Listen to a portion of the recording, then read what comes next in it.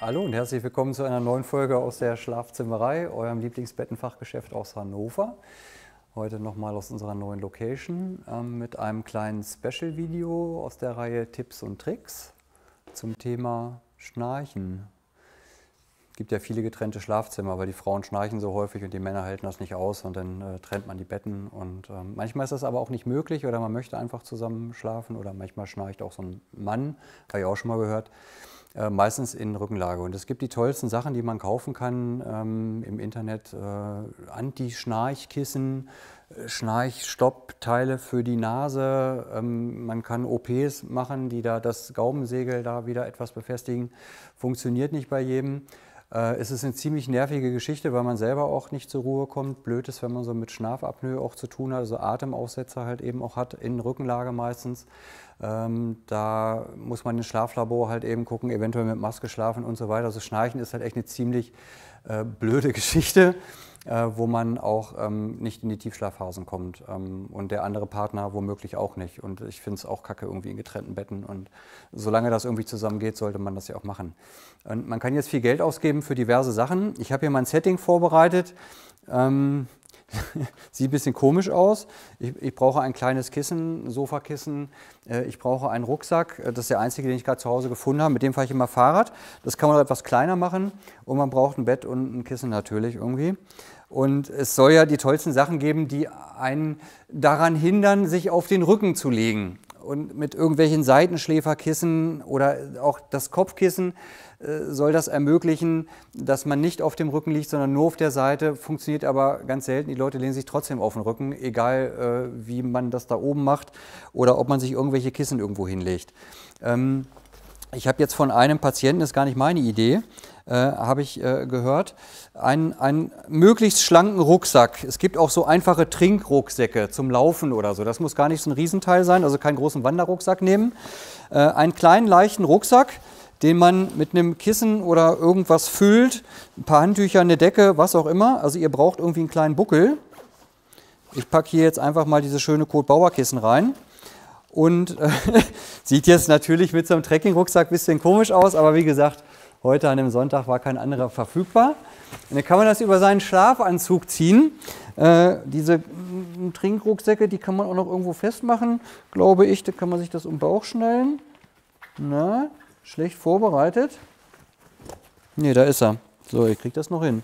So, kann man ein bisschen festzurren, wie auch immer. Sieht dann komisch aus im Schlafanzug, aber geht ja nicht um Aussehen irgendwie nachts, sondern wie kann ich vermeiden, dass ich halt eben mich auf dem Rücken drehe.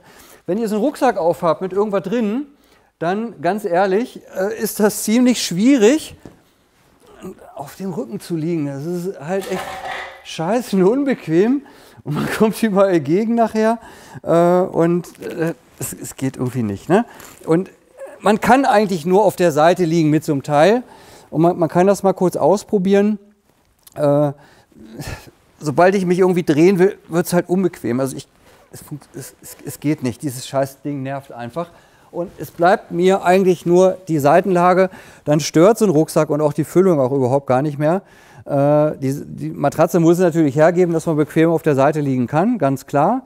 Ob man das jetzt nochmal mit einer Hochstellung im Lattenrost macht, auch völlig egal. Aber so merke ich das Teil halt eben nicht. Also einen möglichst leichten Rucksack über den Pyjama ziehen oder so, dann geht das. Aber es ist einfach das Prinzip ist, alter Scheiße, ich kann nicht auf dem Rücken, es geht nicht. Ne? Und es bleibt eigentlich nur die nächste Seitenlage. Hilft bei vielen Leuten ganz gut. Kostet nicht wahnsinnig viel Geld, das ist halt das Geile. Ihr könnt halt erstmal für einen 20 irgendwie einen einfachen Rucksack, vielleicht habt ihr auch einen rumliegen, probiert das mal aus. Und wenn ihr merkt, ja egal, das klappt echt eben, das hilft mir, ich liege halt nur noch auf der Seite und das stört halt irgendwie gar nicht, dann kauft euch so ein Teil, packt da hinten mal ein Zierkissen rein oder irgendwas und schon müsst ihr auf der Seite liegen, weil es einfach nicht anders geht.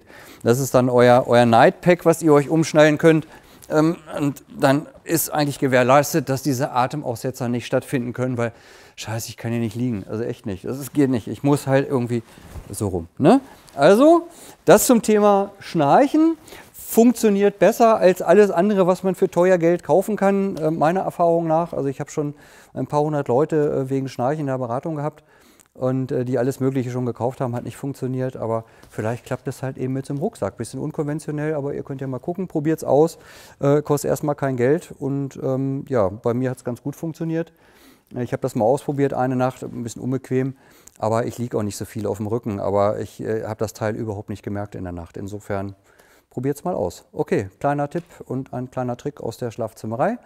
Wenn es klappt, schreibt uns das gerne mal. Also Feedback heißt das heute. Ne? Also wer hat es probiert, bei wem hat es geklappt, bei wem hat es funktioniert. Das wäre ganz interessant zu erfahren. Und ja, wenn ihr mehr wissen wollt, dann abonniert den Kanal einfach und dann bis zur nächsten Folge mal gucken, was wir machen. Alles klar. Danke euch und schlaft gut. Bis dahin. Jetzt kann ich das Teil aber wieder ausziehen, auf jeden Fall. Oh. Ganz schöner Eumel.